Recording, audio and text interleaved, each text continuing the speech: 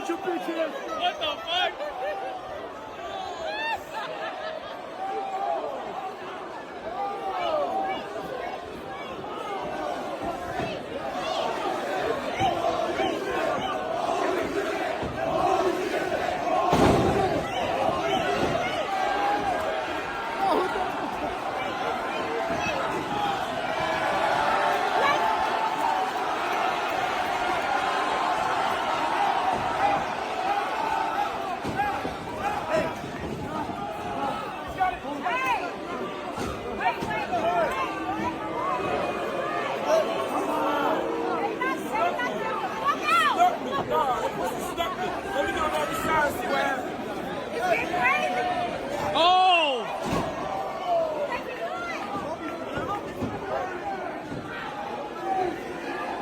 Eat the feed.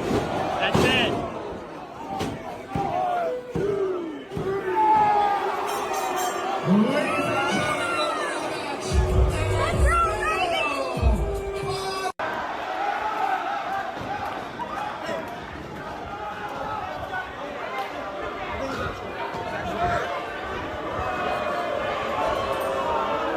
Marc, are you okay?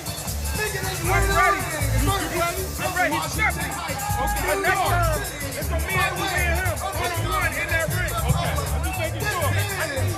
I need 2 weeks. I have your back. I saw you all the way back here. Marc Lamont Hill's recent appearance at a professional wrestling show in Philadelphia marked a striking and somewhat unexpected chapter in his already varied career. Known primarily for his academic work, political commentary, and media appearances, Hill has now stepped into an entirely different type of stage performance, one that is less about sharp analysis and more about the spectacle of physical entertainment. Supported in this venture by the rapper Westside Gunn, Hill was knocked out as part of a choreographed wrestling storyline, and the audience, both in person and online, seemed overwhelmingly entertained by the way he sold the act. For many on Twitter, the moment was not just amusing, but proof that Hill was fully committing himself to his newest role as a co-host on the Joe Budden podcast, a position that requires not only intellectual agility, but also a willingness to embrace the culture and theatrics of entertainment media. The wrestling world thrives on spectacle, and part of that spectacle comes from the art of the sell.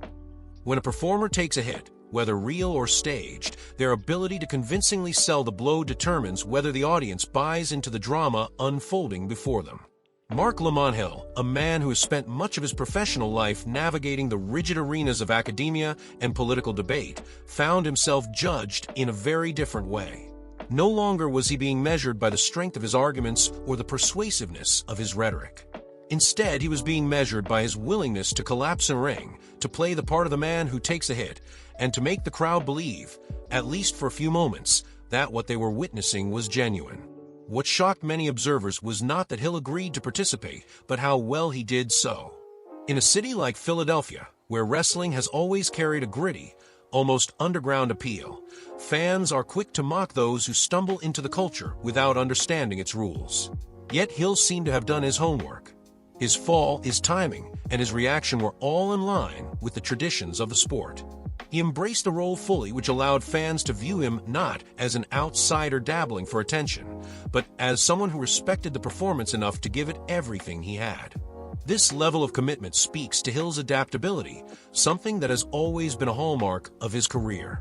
From classrooms to cable news studios, from writing books to sparring with political figures on live television, Hill has consistently placed himself in situations where the stakes are high and the scrutiny intense. His pivot to podcasting with Joe Budden's network already showed his willingness to cross the boundaries between politics and pop culture. Taking a stage hit in a wrestling ring is an extension of that same instinct. It is a recognition that in today's media landscape, versatility is not just an asset, it is a requirement. The involvement of Westside Gunn added another layer to the moment. Gunn, a rapper deeply embedded in both music and wrestling culture, is known for blurring the line between performance art and reality. His support of Hill at the event signaled a kind of cultural initiation. By standing alongside Hill, Gunn was lending him credibility in a world that might otherwise have dismissed him as an intruder. For fans of Gunn, Hill's participation became more than just a stunt. It was an intersection of hip-hop, wrestling and podcasting, a mashup of subcultures that, while seemingly unrelated, all thrive on energy, authenticity, and fan engagement. Twitter's reaction was perhaps the most telling part of the event. Instead of dismissing Hill or ridiculing him for stepping outside his lane, fans celebrated his willingness to take part. Many joked that he was aiming for Podcast of the Month on the Joe Budden Network, framing his performance as part of a larger competition for relevance and dominance in the crowded world of media personalities. The joke carried an underlying truth. In an age when visibility is currency, moments like this can elevate a podcaster's profile far more than a traditional interview or well-argued monologue. Hill's knockout moment was viral, and virality is a form of power. The broader implication here is about the shifting expectations of public intellectuals in contemporary culture. Gone are the days when political commentators could remain confined to lecture halls, think tanks, or op-ed pages. Today, intellectuals who want to maintain relevance must be willing to immerse themselves in the messiness of popular culture. They must recognize that audiences are no longer siloed. A fan of political debate may also be a fan of wrestling, hip-hop, and podcast banter. To reach that fan, one cannot simply stay in one lane. Hill's wrestling performance was a recognition of this reality. He showed that he understands that to thrive in the media world of 2025, one must be both serious and playful, both intellectual and performative. There's also an important cultural commentary in the way audiences responded. Wrestling, hip-hop, and podcasting all share an emphasis on authenticity, even when what is being presented is staged. The crowd praised Hill not because they believed he was truly knocked out, but because they believed he was truly committed to the role. That kind of authenticity resonates across mediums.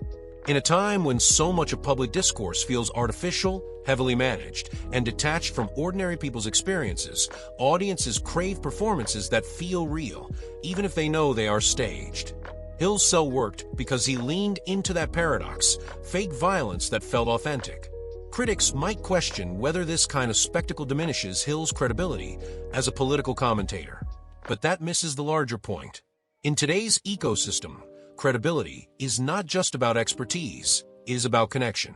Hill's appearance in the ring connected him to an audience that might not have otherwise tuned into his political takes or his appearances on the Joe Budden podcast. It expanded his reach without necessarily diluting his message. If anything, it demonstrated a willingness to meet audiences where they are, rather than demanding that they come to him. In the long run, this moment may be remembered less as a gimmick and more as a turning point.